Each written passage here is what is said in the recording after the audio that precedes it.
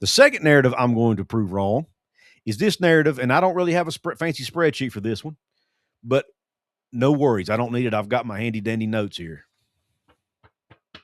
Anyway, the narrative I'm going to prove wrong this time is this narrative that I've seen floating around on social media the last couple of days about the old Big East. You remember the Big East where once Miami and Virginia Tech and Boston College left the Big East in 2004, they were replaced by Louisville, UConn, and South Florida, or maybe it was Cincinnati. I don't remember the order, but nonetheless, you had a quote-unquote watered-down Big East. Okay, that's fair. When you look at brand value, there's no doubt about it. Losing Virginia Tech, losing Miami, and even at that time losing Boston College, you lost some big brands. Now, the Boston College brand has taken a hit since then, but there's no doubt you lost 3 good brands, and you replaced them with what at the time were not great brands. It was basically that era's version of the G5 moving up to the P4. Now, there's a narrative floating around that Big East, that quote-unquote watered-down Big East, and for those of you listening, I'm using quotation marks here, there's a narrative that Big East should not be considered a P4 level conference. My argument is, hey, they were a BCS conference. They got an automatic qualifier to a BCS bowl. That made them a Power 4 conference. Some argue, yeah, but that was just semantics. Just a formality. It was really a watered-down version. So, but let's take a look at what is relevant, what was relevant for that time period. So I went from 2005 season, after Virginia Tech, the first season they played without Virginia Tech and Miami, 2005 through 2010. I didn't include the 2011 season because that data is too hard to find as far as season data. So I went 2005 through 2010, a 6 seasons. And I have the win-loss records of each conference against the other quote-unquote BCS conferences. When you look at the Big East, okay, they went for 51-60 over that time period, which is a 46% win percentage in their games against the other BCS conferences of the ACC, the SEC, the Big 10, the Big 12, and at that time, the Pac-12. And that was the Big 12 that included Texas and Oklahoma, by the way. 46% win percentage. Okay, losing record against other BCS conference opponents in the non-conference. I'll give it to you. That's not great, but here's the thing. They didn't do much worse than any of the other ones. As a matter of fact, they did better than some of the other ones. Let's go ahead and look at the other conferences. You look at the Big 12 during that time period.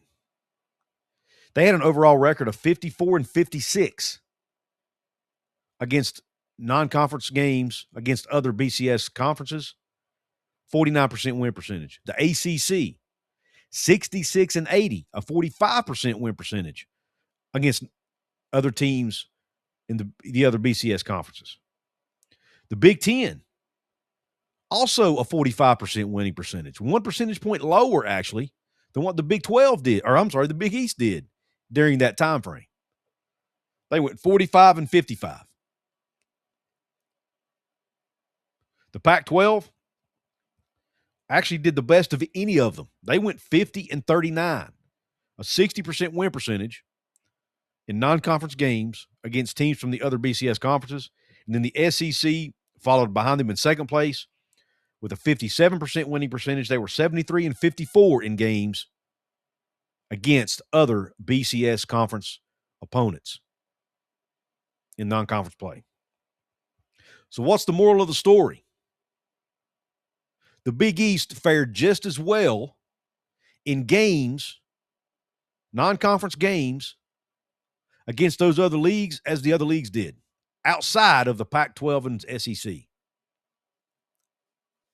So to sit here and tell me that it was a watered-down conference,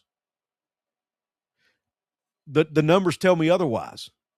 Now, did they win a national title during that time period? Again, no, they did not. That is the one mark every conference West Virginia's been in for the most part fails, at least in football, fails to win national titles. Maybe the curse of West Virginia follows them into their leagues. I don't know. I wish I could explain it better. But when you look at when you look from top to bottom, top of the conference to the bottom of the conference, it was just as good as the other leagues, at least during the regular season. Now, let's look at BCS bowl games, because that's kind of how teams were measured back then. How many BCS bowl games did your conference? Today, we measure by getting teams in the city. Back then, it was, hey, how many BCS bowls did your teams play in? Because at that time, remember, they took the top 2 teams in the BCS rankings and automatically placed them in the BCS national title game, and everybody else got to play New Year's 6 games, what they called the BCS bowl system. I am going to include the 2011 season, the 2011 season here, because again, we were only looking at bowl games. It was much easier to find this data. And the Big East, with West Virginia and Pitt, were still around that during that time. But from 2005 through 2011 season, the Big East was 5-4 in BCS bowl games. West Virginia was actually 3-0 in BCS bowls during that time frame. They defeated Georgia in the Sugar Bowl. They defeated Oklahoma in the Fiesta Bowl, and they defeated Clemson 70-33, if you recall.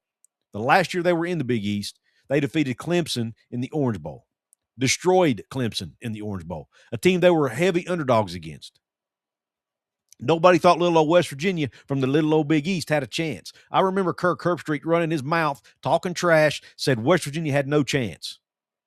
They went out there and absolutely dog-walked the Clemson Tigers.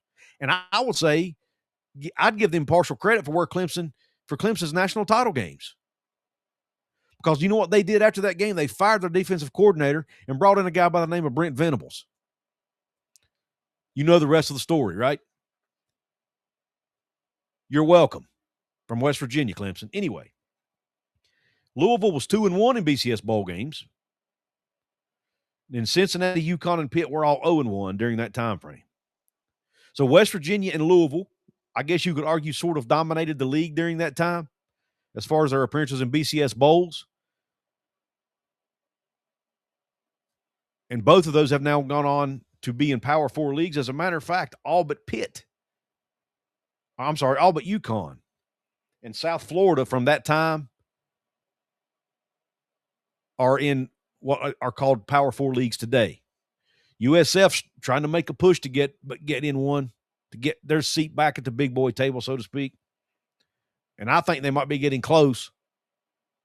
And then UConn is independent in football. So who knows if they'll ever get back into being a quote-unquote power conference again. But nonetheless, I think I have just proven to you that the Big East, even though it was quote-unquote watered down, and again, I use quotation marks kind of in jest, even though it was quote-unquote watered down with UConn and Cincinnati and Louisville and South Florida, on the field they were beating teams from those other BCS leagues, and the numbers bear it out. But you let me know, especially if you're a fan of one of those old Big East teams. Let me know in the comments what you think. Was it a watered-down version? Take brand – I understand the brand value piece of it. I get that. But from a competitive standpoint, do you think it was a watered-down version of a BCS conference? Let me know in the comments section. Also, don't forget to hit the thumbs up button on this video. That really helps the YouTube algorithm. Don't forget, if you're watching on your mobile device, you may see a button below called Hype. It's between the download button and the thanks button. Please hit that as well. Goes a long way. Also, comments help. All of that, any type of interaction really helps my videos, and it's all free to do. What's also free is subscribing to the channel. You'll see a subscribe button below, whether you're watching on your television, on your computer, or on your phone. It'll either be white, red, or black. It'll say subscribe. All you have to do is press it, click it, whatever. Bada bing, bada boom. You're a subscriber, and it's free.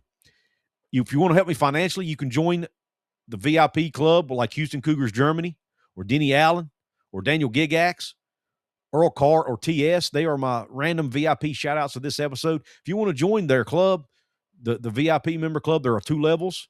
There's a $4.99 level and a $2.99 level. Perks come with each. The shout-outs come for all levels. And then you get early access to some content if you're a VIP level 2, a club level. And I'll also once in a while throw out some special content for my club level members only. For example, last week, I put together a little clip of some highlights of my own high school football career from back in 1998. I let those out or put those out for my club level channel members. If you want access to content like that and you want access to videos early on occasion, join the club level. If you want, if you're cool with just getting random shout outs and getting first priority in live stream comments, then the $2.99 level suits just fine as well.